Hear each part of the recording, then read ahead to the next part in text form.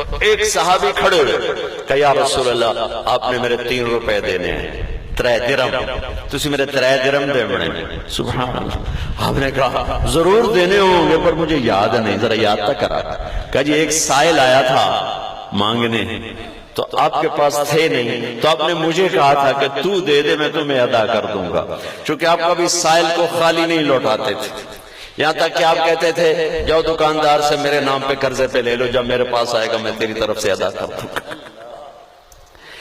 تو آپ نے کہا ہاں مجھے یاد آ گیا، تو میرے نبی کے گھر میں تھے، ساری دنیا کو روشن کرنے والے کے گھر میں، جس پیر کی صبح کو دنیا سے گئے ہیں، ایک چھٹانک تیل گھر میں نہیں تھا کہ چراغ جل سکتا۔ واہ یا رسول اللہ۔ امت نے چند کوڑیوں پہ ایمان کے سودے کر دیے، جنت کی چابی ہاتھ میں رکھنے والے پیڑ پہ پتھر باندھ کے فاقوں سے دنیا سے چلے گئے۔ اب حضرت عائشہ فرماتی میں پڑوسن عورت سے تھوڑا سا تیل لے کر آئی کہ ساڑھے تھا دیوے تیل ہی کوئی نہیں جو تھوڑی جی بتی بال لگی ہے۔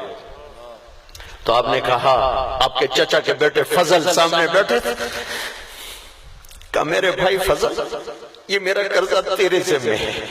ہم نے کہا یا رسول اللہ میرے سے میں۔ آپ مکروز کا جنازہ نہیں پڑھاتے تھے، کیوں قرضہ لینا منع ہے؟ جب بازار قرضے پہ چلا جاتا ہے تو ساری تجارت تباہ ہو جاتی ہے، تو آپ مکروز کا جنازہ نہیں پڑھاتے تھے۔ جب تک کوئی حامی نہیں بھرتا تھا کہ میں ادا کرنا ہے، پھر آگے کھڑے ہوتے تھے۔ تو ہم کہا میرے بھائی فضل یہ میرا قرضہ تم دے دو، کہ جی میں دے دوں۔ اس کے بعد آپ اترے اور گھر تشریف لے گئے اور جمعرات تک نمازیں پڑھاتے رہے۔ جمعرات عشاء کی نماز کے لیے اٹھے تو غش آ گیا، پھر اٹھ کے فرمایا نماز ہو گئی؟ کہا جی انتظار ہو رہا ہے۔ پھر یہاں تک آئے، پھر غش، پھر اٹھ کے پوچھا نماز ہو گئی؟ کہا جی انتظار ہو رہا ہے۔ تو آپ نے کہا ابو بکر سے کہو نماز پڑھائے۔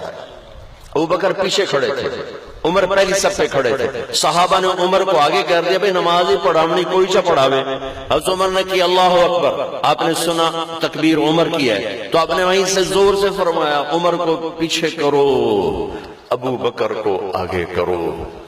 میرے اللہ کا فرمان ہے میرے مصلی پر ابو بکر کے سوا اور کوئی کھڑا نہیں ہو سکتا۔ 17 نمازیں ابو بکر نے پڑھائیں، ہفتے کے دن ظہر کی نماز پڑھا رہے ہیں کہ میرے نبی ایسے گھر سے باہر تشریف لائے۔ ابو بکر کی نظر پڑی تو ایسے پیچھے ہٹنے لگے، تو آپ نے اشارہ کیا ہٹو نہیں، اور ان کے برابر بیٹھ کر آپ نے 4 رکعت نماز ادا فرمائی۔ یہ آپ کی آخری نماز ہے امت کے ساتھ۔ پیر کے دن آپ نے ساری بیگمات کو بلایا، سب کو ملاقات کی، رخصت فرمایا۔ اپنی بیٹی فاطمہ کو بلایا، ان کو کہا میں جا رہا ہوں، تو وہ رونے لگی۔ پھر فرمایا رونے، سب سے پہلے تو ہی آئے گی میرے پاس۔ 6 ماہ بعد صرف 24 سال کی عمر میں بیٹی بھی ابا کے پاس چلی گئی۔ پھر اس کے بعد آپ نے علی کو بلایا، ان کا سر اپنی گود میں رکھ لیا اور ان کے سر پہ ہاتھ پھیرتے رہے، کمر پہ ہاتھ پھیرتے رہے اور ان کے لیے دعائیں دیتے رہے۔ سب سے آخر میں اپنے بچوں حسن اور حسین کو بلایا، بیویوں کو رخصت کیا، پیمانہ نہیں چھلکا، بیٹیوں کو رخصت کیا، پیمانہ نہیں چھلکا، علی کو رخصت کیا، پیمانہ نہیں چھلکا، یوں ہی حسن حسین کو گلے لگایا۔ آنسوں کی لڑیاں، ایک کو نیزے پہ چڑھتے دیکھا، ایک کو زہر میں تڑپتے دیکھا، اللہ کی تقدیر کے حوالے کر دیا۔ ایک لفظ نہیں بولے کہ یا اللہ میرے پترانو بچا، تو میرے آنکھوں کی ٹھنڈک، میری جنت کے ٹہنیاں، میرے 2 پھول، میرے جگر کا سکون۔ کتنے الفاظ ہیں بچوں کے بارے میں۔ حسن سر سے لے کر کمر تک، چہرہ چھاتی یہاں تک اللہ کے نبی کے مشابہ، کمر سے لے کر پاؤں تک اپنے باپ کے مشابہ، حسین سر سے لے کر چہرہ چھاتی کمر علی کے مشابہ، کمر سے لے کر پاؤں تک اللہ کے نبی کے مشابہ۔ اس مشابہت پر آپ فرماتے تھے حسن میرا بیٹا ہے، حسین علی کا بیٹا ہے۔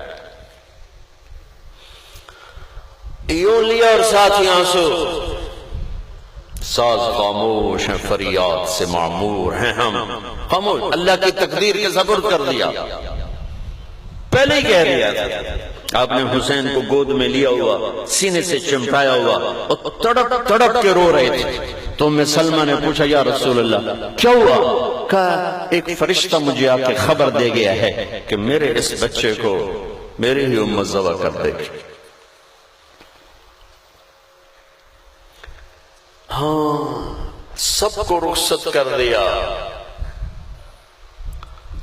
جبریل نے آ کر السلام علیکم کہا اور آ کے چپ کر کے کھڑے ہو گئے۔ آپ نے پوچھا کیا بات؟ کہ موت کا فرشتہ آ گیا ہے۔